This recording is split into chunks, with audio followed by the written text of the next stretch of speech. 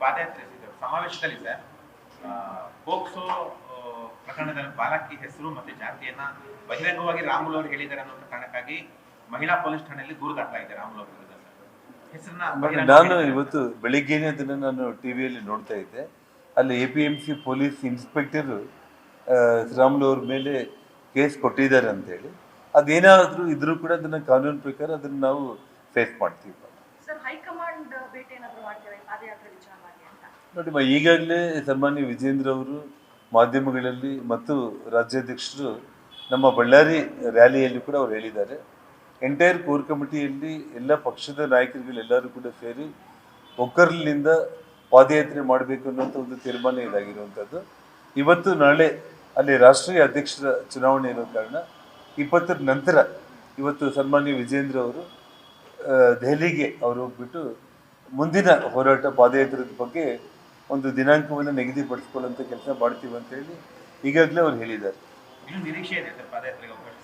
ಖಂಡಿತವಾಗ್ಲೂ ಕೂಡ ಇವತ್ತು CBI ಎಂಕ್ವೈರಿಗೆ ನಾವು ಕೊಡಿ ಅಂತಂದರೆ ಇವತ್ತು ಬಳ್ಳಾರಿಯಲ್ಲಿ ಅವರು ಹೊಟ್ಟೆ ಕಿಚ್ಚಿಂದ ಪಾದಯಾತ್ರೆ ಮಾಡ್ತಾರೆ, ಅವರು ತುಂಬ ಕೆಟ್ಟ ಉದ್ದೇಶ ಇಟ್ಕೊಂಡಿದ್ದಾರೆ ಅಂತೇಳಿ ಇವತ್ತು ಈ ರಾಜ್ಯದ ಮುಖ್ಯಮಂತ್ರಿ ಎಲ್ಲ ಮೀಡಿಯಾಗಳಲ್ಲಿ ಸಾವಿರಾರು ಮಂದಿ ಮನೆ ಮೇಲೆ ದಾಳಿ ಮಾಡಿಬಿಟ್ಟು ಫೈರಿಂಗ್ ಮಾಡಿ ಒಬ್ಬ ಕಾರ್ಯಕರ್ತನ ಕೊಲೆ ಮಾಡಿ ನನ್ನ ಕೊಲೆ ಯತ್ನ ಮಾಡಿ ನನ್ನ ಮನೆ ಮೇಲೆ ಪೆಟ್ರೋಲ್ ಬಾಂಬ್ಗಳು ಎಸೆತ ಮಾಡಿದ್ದನ್ನು ಇಡೀ ಜಗತ್ತೇ ನೋಡಿದ್ರು ಕೂಡ ಈ ರಾಜ್ಯದ ಮುಖ್ಯಮಂತ್ರಿ ಆ ವಿಷಯ ಬಗ್ಗೆ ಪ್ರಸ್ತಾಪ ಮಾಡಿಲ್ದಂಗೆ ನಾನು 7 ಪ್ರಕರಣಗಳನ್ನ CBI ಎಂಕ್ವೈರಿ ಕೊಟ್ಟಿದ್ದೀನಿ.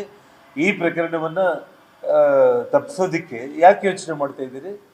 ಇವತ್ತು ನೀವು ಪ್ರಾಮಾಣಿಕರಾಗಿದ್ರಿ ರಾಜ್ಯದ ಮುಖ್ಯಮಂತ್ರಿಗಳಾಗಿ ಇದನ್ನು CBI ಎಂಕ್ವೈರಿಗೆ ತಾವು ಇಮಿಡಿಯೇಟಾಗಿ ಕೊಡಿ. ಕೊಡದೆ ಹೋದ ಪಕ್ಷದಲ್ಲಿ ಮುಂದಿನ ಹೋರಾಟಗಳು ಹಂತ ಹಂತವಾಗಿ ನಾವು ಖಂಡಿತವಾಗ್ಲೂ ಕೂಡ ಬಹಳ ದೊಡ್ಡ ಪ್ರಮಾಣದಲ್ಲಿ ಮಾಡ್ತೀವಿ.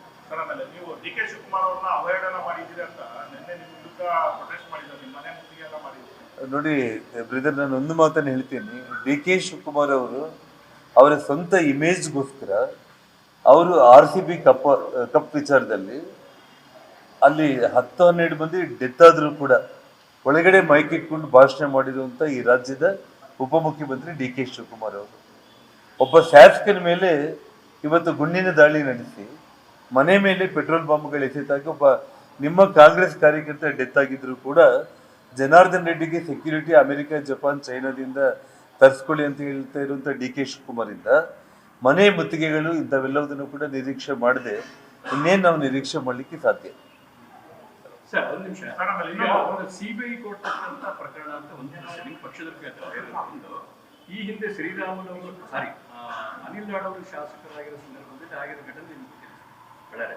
ಆದ್ರಿಂದ ಈ ಪ್ರಕರಣದ ಅದ್ರ ಜೊತೆಗೆ ನೀವು ಶಾಸಕರಾಗಿಯೂ ನಿಮ್ಗೆ ರಕ್ಷಣೆ ಇಲ್ಲಂದ್ರೆ ಯಾವ ರೀತಿಯಾಗಿರ್ತಾರೆ? ಒಂದು ವಿಷಯ ನಾನು ಹೇಳ್ತೀನಿ ನೋಡ್ರಿ, ಇವತ್ತು ಯಾವುದೇ ಒಂದು ವಿಷಯದಲ್ಲಿ ತಾವು ಅನಿಲ್ ನಾಡ್ ಅವ್ರ ಜೊತೆಯಲ್ಲಿ ಸ್ಪಷ್ಟವಾಗಿ ನೀವು ಮಾತಾಡ್ಬೋದು. ಅವತ್ತು ಅಂದಿನ ಬಳ್ಳಾರಿಯ ರಾಜಕಾರಣಿಗಳು ಅನಿಲ್ ನಾಡ್ ಅವ್ರ ಮನೆ ಮೇಲೆ ದಾಳಿ ಮಾಡಿ ಅವರೇ ಸ್ವತಃ ಅವ್ರ ಮನೆ ಕಾರ್ಗೆ ಬೆಂಕಿ ಹಚ್ಕೊಂಡಿತ್ತು.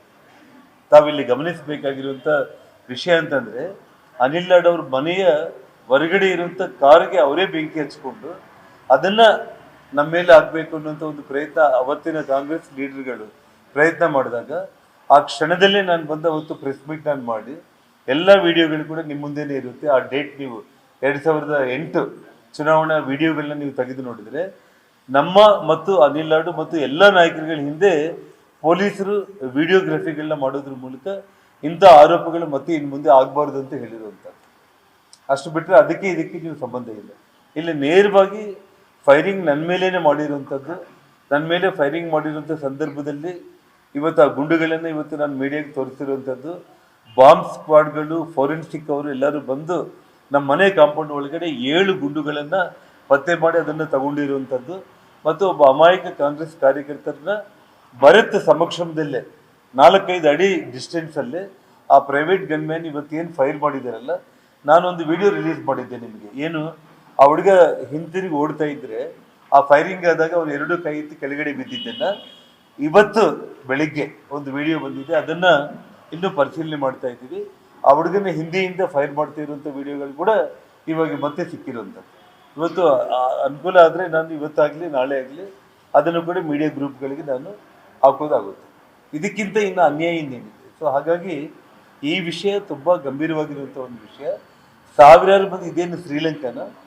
ಮನೆ ಮೇಲೆ ಬಂದು ದಾಳಿ ಮಾಡಿ, ಪ್ರಧಾನಮಂತ್ರಿಗಳ ಮನೆ ಮೇಲೆ ದಾಳಿ ಮಾಡಿಬಿಟ್ಟು ಎಲ್ಲ ಲೂಟಿ ಮಾಡಿಕೊಂಡು ಓಡಿಸುವಂಥ ಕೆಲಸಕ್ಕೆ ಇವತ್ತು ಈ ರಾಜ್ಯದಲ್ಲಿ ಆಗ್ತಾ ಇದೆ ಅಂತಂದರೆ, ಇವತ್ತು ಮುಖ್ಯಮಂತ್ರಿಗಳು ಮಾತಾಡ್ತಾ ಇರುವಂಥ ಮಾತುಗಳು, 7 ಪ್ರಕರಣಗಳು ನೀವು CBI ಕೊಟ್ಟಾಗ ಈ ಪ್ರಕರಣ CBI ಕೊಟ್ಟು ಇವತ್ತು 100ಕ್ಕೆ 100 ನೀವು ಮನೆಗೆ ಹೋಗ್ತಾ ಇರೋದು ಗ್ಯಾರಂಟಿ. ನೀವು 5 ಗ್ಯಾರಂಟಿಗಳು ಏನು ಕೊಟ್ಟಿದ್ದೀರಲ್ಲ, ಆ 6ನೇ ಗ್ಯಾರಂಟಿ ಏನಪ್ಪ ಅಂದರೆ ಸಿದ್ದರಾಮಯ್ಯ ಅವರು ಮನೆಗೆ ಹೋಗೋದು. ಅದರಲ್ಲೇನು ಡೌಟ್ ಏನಿಲ್ಲ. ಹೋಗೋ ಮುಂಚೆ ಎದೆ ತಟ್ಕೊಂಡು ಒಬ್ಬ ಪ್ರಾಮಾಣಿಕ ಮುಖ್ಯಮಂತ್ರಿಯಾಗಿ ಇವತ್ತು ಒಬ್ಬ ಕೊಲೆಗಡಿಕ ಶಾಸಕನನ್ನು ಇವತ್ತು ನಾನು CBI ಎಂಕ್ವೈರಿ ಕೊಟ್ಟಿದ್ದೀನಿ ಅಂತೇಳಿ ಪ್ರೂವ್ ಮಾಡಿಕೊಂಡು ದಯಮಾಡಿ ಮನೆಗೆ ಹೋಗಿ ಗೌರವದಿಂದ 4 ಮಂದಿ ನಿಮ್ಮನ್ನು ನೋಡಿದ್ರು ಕೂಡ ತುಂಬ ಪ್ರಾಮಾಣಿಕವಾಗಿ ಅವ್ರು ಕೆಲಸ ಮಾಡಿದ್ರು ಅಂತ ಅನಿಸ್ಕೊಳ್ಳಿ ಅಷ್ಟೇ. ಸರ್, ಆಮೇಲೆ ಭರತ್ ರೆಡ್ಡಿ ಅವ್ರನ್ನ ಅರೆಸ್ಟ್ ಮಾಡೋದಕ್ಕೆ 2-3 ಟೀಮ್ ಮಾಡಿದೀವಿ ಅಂತ ಪರಮೇಶ್ವರ್ ಅವರು ಹೇಳಿದ್ರು. ಒಂದು ಕಡೆ ಇವ್ರನ್ನ ರಕ್ಷಣೆ ಮಾಡ್ತಾರೆ, ಇನ್ನೊಂದು ಕಡೆ ಅರೆಸ್ಟ್ ಮಾಡ್ತಕ್ಕಂಥ ಡ್ರಾಮಾ ಏನಾದ್ರು ಮಾಡ್ತಿದ್ದಾರೆ. ನೋಡಿಮ್ಮ, ಇವಾಗ 3 ಪ್ರೈವೇಟ್ ಗನ್ಮೆನ್ಗಳನ್ನ ಬಂಧನ ಮಾಡಿದ್ದಾರೆ ಅಂದರೆ, ಆ 3 ಪ್ರೈವೇಟ್ ಗನ್ಮೆನ್ಗಳು ಅಲ್ಲಿ ಭರತ್ ಬಗ್ಲಾಗಿರೋ ಆ ರಾಜಶೇಖರ್ ಸುತ್ತೂರೇ ಓಡಾಡಿ ಎಲ್ಲ ವಿಡಿಯೋಗಳು ನಿಮ್ಮ ಕಣ್ಮುಂದೆನೇ ಇದೆ. ಭರತ್ನ ಬಂಧನ ಮಾಡೋದಕ್ಕೆ CID 3 ತಂಡಗಳು ಮಾಡಿದೆ ಅಂತೇಳಿ ಪರಮೇಶ್ವರ್ ಅವರು ಹೇಳಿದ್ದಾರೆ ಅಂದರೆ, ಅದು ನಿಜವಾಗ್ಲೂ ಕೂಡ ರಾಜ್ಯದ ಜನರು ನಗುವಂಥ ಒಂದು ವಿಚಾರ ಅಷ್ಟೇ. ನಿರ್ಭೀತ, ನಿಷ್ಪಕ್ಷಪಾತ, ವಿಶ್ವಾಸಾರ್ಹ ಸುದ್ದಿಗಳಿಗೆ ಮತ್ತೊಂದು ಹೆಸರಾಗಿರುವ ನ್ಯೂಸ್ 18 ಕನ್ನಡ ಈಗ ಆಪ್ನಲ್ಲೂ ಲಭ್ಯವಿದೆ. ದಯವಿಟ್ಟು ಇಲ್ಲಿರುವ QR ಕೋಡ್ ಸ್ಕ್ಯಾನ್ ಮಾಡಿಕೊಂಡು ಆಪ್ ಡೌನ್ಲೋಡ್ ಮಾಡೋದಕ್ಕೆ ಮರಿಬೇಡಿ. ನಿಮ್ಮ ಬೆಂಬಲ ಹೀಗೆ ಸದಾ ನಮ್ಮೊಂದಿಗಿರಲಿ. ಧನ್ಯವಾದ.